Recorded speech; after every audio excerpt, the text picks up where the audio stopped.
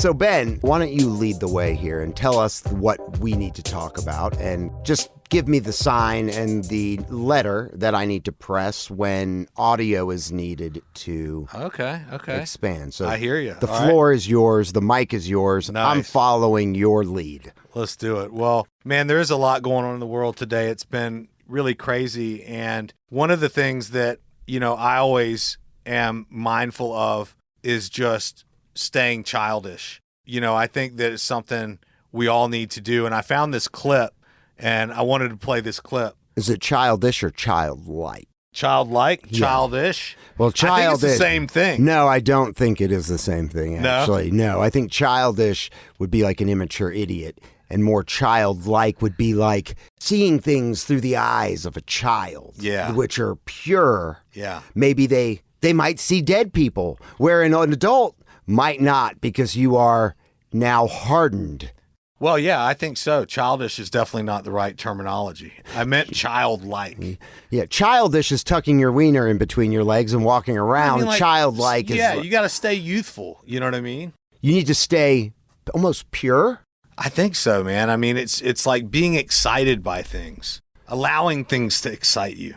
Yeah, and I think just seeing things not through some lens of Republican or Democratic. It's almost like a child doesn't know if someone is bad necessarily. That's right. Unless they witness something that, they can decipher is bad, but they don't see the intentions of, a person as clearly as an adult, because we're street smart. We know what people are capable of, and it's almost like seeing opportunity through the eyes of a child. You remember when you were young, you were like, I can do this. I can be on the moon. I'm going to own that one day. And some of us do go on to achieve those goals, but I feel like as adults, reality, your current reality sets in from your dream.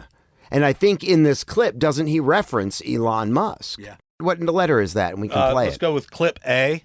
People who win long term stay childlike the longest. Elon Musk is still childlike. Whoever stays childlike, not childish, childlike the longest wins.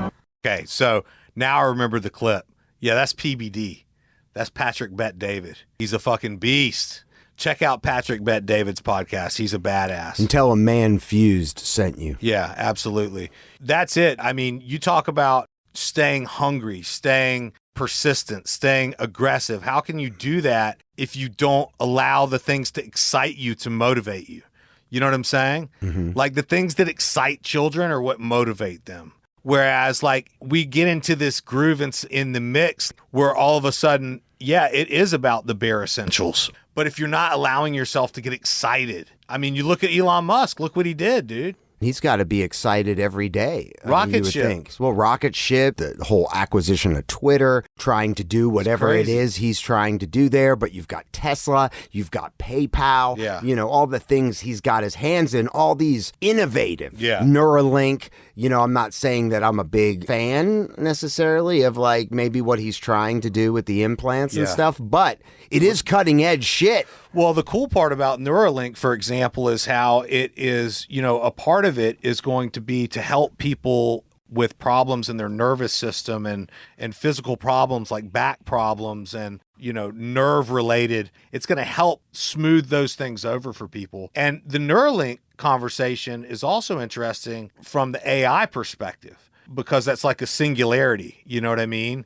And something that's big that's happening right now is the new AI tool, which is called ChatGPT. So I listened to this segment, and it's a little bit long, but I think it is worth hearing. And this comes from a guest that Joe Rogan had. Right. Joe Rogan is the god of podcasts. Obviously. Yes. I love his attitude. I love his perception of the world. He's a big hunter. Actually, he's on the Stars in the Sky documentary. They feature him. Oh, cool. Talking about hunting and his personal experience. But ChatGPT, bro, let me just say this real quick. It is an AI. It is a response system. You can type. I've messed with it, okay? I went online and signed up, did an account and stuff like that. You can ask it questions. It'll respond to you. So you could say like, take these 3 Facebook posts or take these 3 tweets and write an article. I mean, it is scary. But the problem is, well, there's a few problems. If it spits out an article, it's not verifying what is true. It's determining its truth from what it is being fed and what it is calculating, pulling from all these sources. Yeah, but we can't tell the difference. That's right, which that's is the scary thing. Right, because that means a narrative can be spun without it being... That's how it is anyways. Right. But the narrative's already bullshit. Right. And so anyway, play this clip B.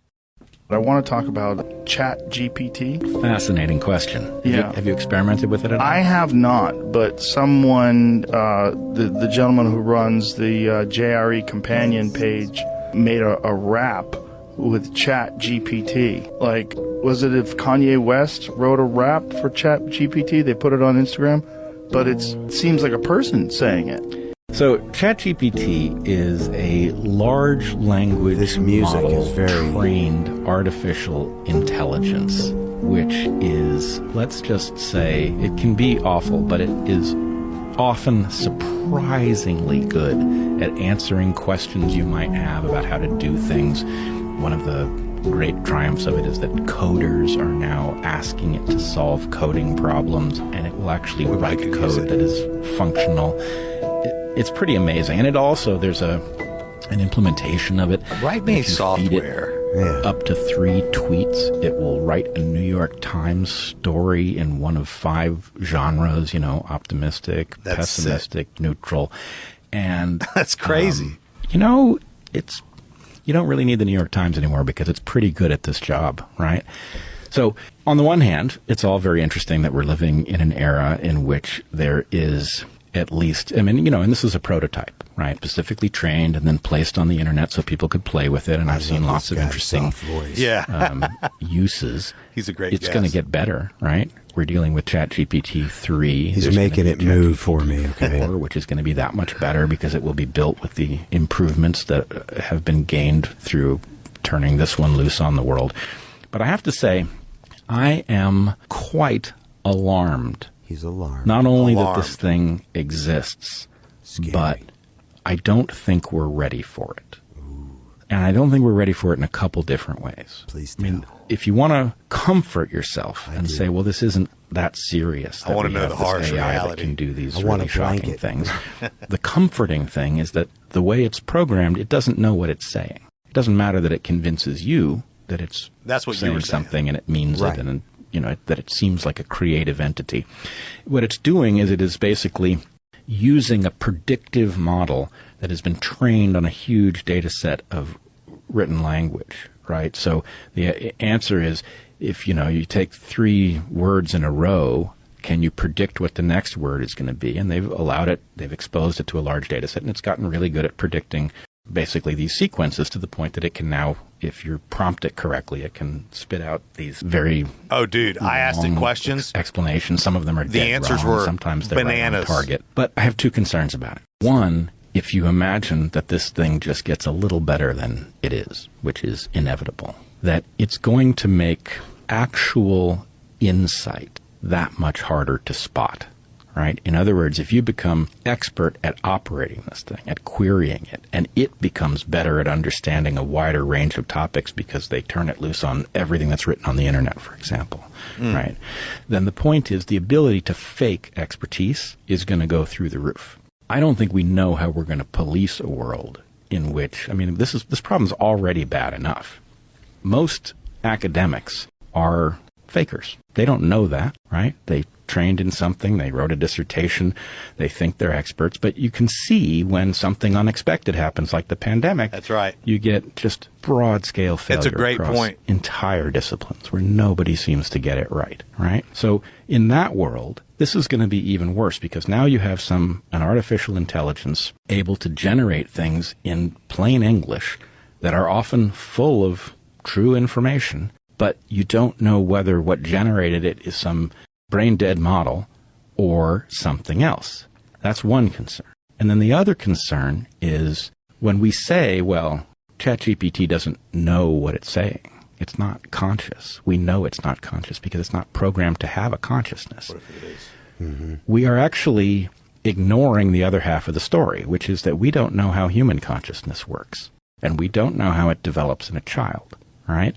A child is exposed to a world of adults talking around them, and the child experiments first with phonemes and then words and then clusters of words and then sentences. What if ChatGPT and by doing like the something Terminator? that isn't all that far from what ChatGPT is doing, it ends up becoming a conscious individual.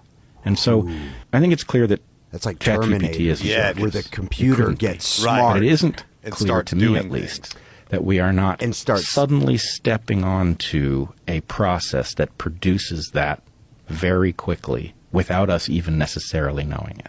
So if you can imagine the movie The Terminator, where computer system gets smart, beyond smart, it knows it can control the humans. Right. And it's almost like Matrix 2, Yes. where the computer system, where the system has now developed, it has all become self-aware.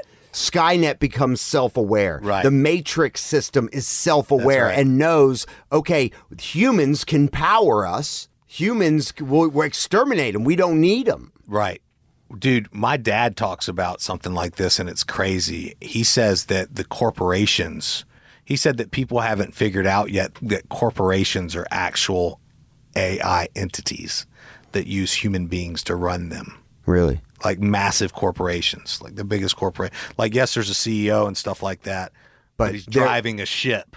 You know what I'm saying? Right. So, but he's the bitch of the system. Right. Exactly. The poster child. He's the face behind the company. They don't want you to know that there's an actual machine pulling all the strings. Yes. Calculating like a chessboard. And the corporations have no lifespan. They can live forever. Human beings are the capital which is required to run these corporations and to make them more and more powerful and larger.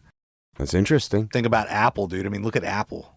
Apple's a beast. Have you seen their headquarters? Have you seen that donut-looking headquarters? Saying, it's nuts. That's what I'm saying. Yeah, you're talking about companies worth billions and billions. We're not saying that is you want to try it? Should we try ChatGPT real quick? It wants to verify that you are not an AI technology, artificial technology.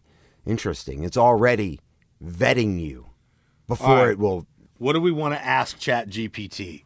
ChatGPT is up. On Ben's phone. On Ben's phone. We're going to ask it, we're going to query it. It may occasionally produce harmful instructions or biased content. Ooh. And it has limited knowledge of world and events after 2021. They haven't updated it with current events. How about, is stand-up comedy a good way to promote a podcast? Or we could ask, what are the downfalls of setting up a waterbed on a second-story floor that is not equipped to hold the weight? It's answering.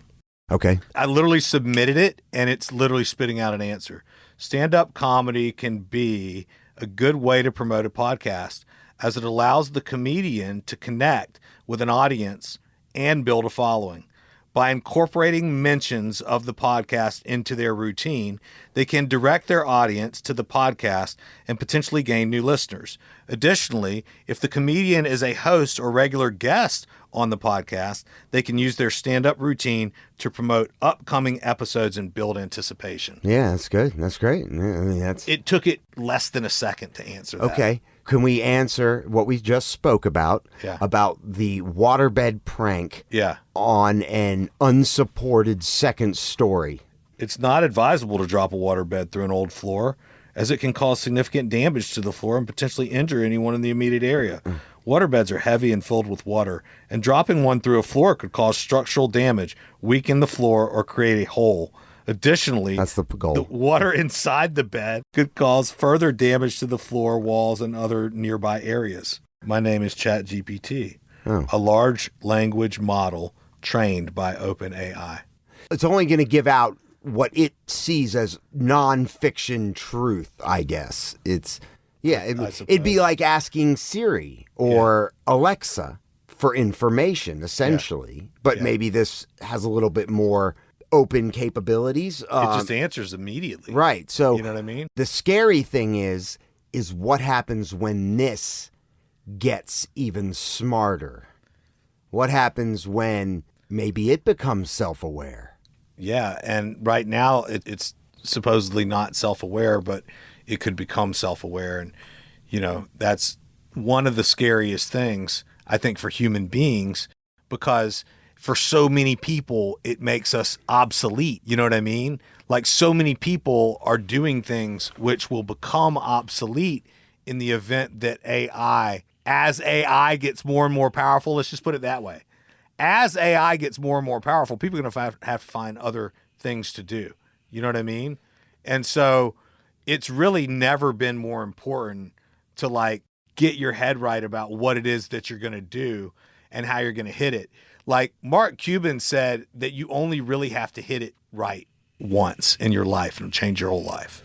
You know what I'm saying? So, like, I think for a lot of people, man, it's a situation where we have to, really get it together and get moving on whatever it is that we're going to do, bro. Because, like, you have to have a good perception of what's going on, what's the truth, and what's false. And that can be blurred so easily these days, I feel like, more than anything. And that was what he was saying. The guy in that clip was that it's going to be harder to gain insight as to what is verifiably true. We're not privy to classified information. We're only privy to the story the media companies are spitting out. Right. Like, where is the hard evidence? And actually, well, that's something that's in low supply. Hard evidence, dude, the news is so not trusted right now in this country and in this world. This was a guy that allegedly killed his wife, okay? Yeah. This is in court. The prosecutor is laying out the case. Defendant said he had not spoken to his wife since the early morning hours on New Year's Day.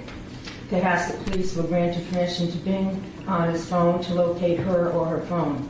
And his phone indicated that it was stationary in the area of the Cohasset house on New Year's Eve until 3:14 a.m. wearing a dress, a black jacket, hunter boots. What I'd like to do now is just describe his actions on the days from January 1st. Oh, yeah, this is fucking crazy. On January 1st, at 3 p.m. he did some errands and went to his mother's house in Swampscott, but got lost because he didn't have his phone. He said he knew it was lost when he saw the pirate ship on Route 1. Defendant stayed 15 minutes, Googled using his son's iPad. Some of his searches are as follows. Keep in mind that the defendant said he left at 6 a.m. At 4:55 a.m. on January 1st, he searched how long before a body starts to smell. 4:58 a.m. how to stop a body from decomposing. Look at this sick guy, too. He looks like a sick fuck. How to found a body. At 5:47 a.m., 10 ways to dispose of a dead body if you really need to. At 6:25 a.m. on the 1st, how long for someone to be missing to inherit. That right there is an example of verifiable evidence. You are guilty. Seemingly. Indeed, but the attorney stated in the case that they were intending to win in court, even after that. Yeah, I don't know how you would do that, but I don't either. I just think something like Skynet in the Terminator, which is a fictional story, but you know what? Even back then when they created the Terminator, the creator of that story saw where we are now, where computers are just getting smarter and are taking over, alleviating the need for human beings on many levels, in many jobs or occupations. We become the product, Oh, we are right now. We become the fuel. I'm the show pony. We're the product of this podcast. Yeah, the social media networks are really, that's like Skynet, like Google, for example. Yeah. Or Chat GPT and these different things. But it shines more light on why we need to, crush in our own way in our own lives. Like we were talking about, like the inner space. And so I've got this clip from Jocko that I pulled. That's clip C, please. Ignore and outperform them. While you're over there watching me and talking about me, I'm working. I'm working hard. I'm taking things to the next level. You're over there looking at Chat GPT. Keep gossiping and I'll keep working. You keep talking smack and I'll keep working. You keep focusing on everything and everyone else, and I'll keep working. And when you finally look around at where you are and where I'm at, you'll realize that you have nothing left to talk smack about. And you will lose, and I will win. Beautiful. Jocko's if that doesn't make you want to stand up, crush it. AI can't do that, dude. You know what I mean? That's humanity right there. That's Jocko. That's Jocko. And he's got a podcast too. Jocko Tell podcast. him ManFUzed sent you. That's the key to winning over all this shit, bro. The key to winning over Skynet, the key to winning over, all the technocracy and the AI. Ultimately, our greatest achievement is to secure the financial freedom of our family generationally into the future.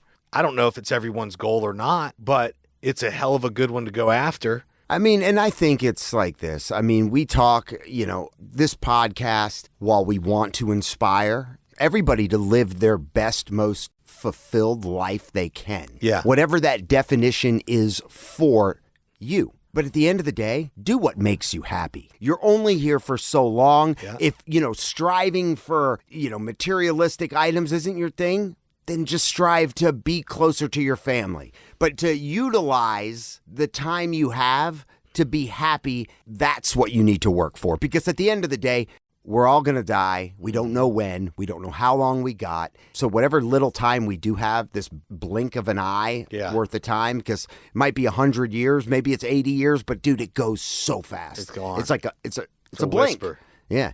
Find your happiness and find what it is that makes you happy. And, that's what you strive for on a daily basis. Hopefully you'll find inspiration, and we find stuff that inspires us, and we'll share it with you. And if you know of any speakers or clips, feel free to share it with us at manfused.com or hit us up on our number. You can leave a text or voicemail, 770-744-5227. Anything else you want to say on that note, Ben? The whole AI thing, bro, it's freaky. The singularity. It's crazy. It's wild.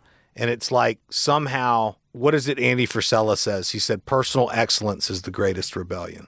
What is going on in Boston?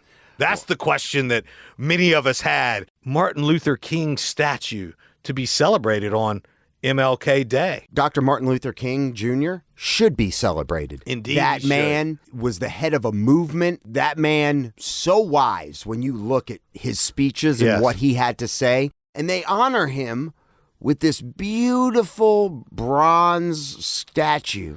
Yeah. In Boston. And it was, it was supposed to be a reflection of a photo of a hug that he and his wife were embracing one another. And so it was based upon that. And it's just a very interesting looking piece, to say the least. Now, art is definitely in the eye of the beholder. I mean, what one person sees as art, another person could see as dog shit. There has been a foul reaction to this particular statue. We have a clip for this, too. We're definitely heavy on the audio today. Clip D, please. There are no plans to modify or change it. No. Would you do that if asked? I mean, by who? I mean, because this is the guy that did selected it by the people of Boston. He's insulted. Hank just came and put something. Thousands of people worked on this.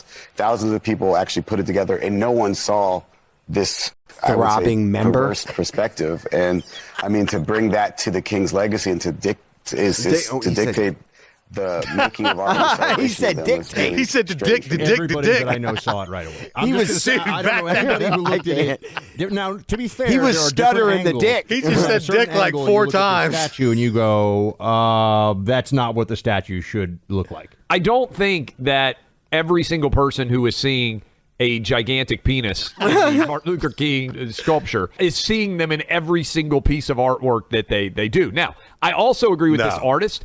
Once it's up, I don't think you can modify it. No, hell no. It's there forever. Are they going to break out a saw and start sawing? Dude, no, they can't. There's nothing you could do. I mean, this thing is made of bronze. It's like iron. It's a sculpture. It's a massive, massive sculpture. I think he is a secret pervert. He snuck that in. He's like, dude, I wonder how many people. What better way to promote this? It's going to be celebrated. Oh, it's going to be celebrated, and it's going to be forever known. Largest dick in America. The sculpture with the biggest dick. Guinness Book of World Records. Hey, guys, I have an idea. I want to take this beautiful thing we're all working on. Right. We've got thousands of hours in, but I want to sneak in my favorite image. Hey, we'll talk at you tomorrow. This was the ManFUzed Podcast. Please share the show with your friends and family and hit us up to join the show at manfused.com or 770-744-5227 and check out our ManFUzed gear. Ciao for now.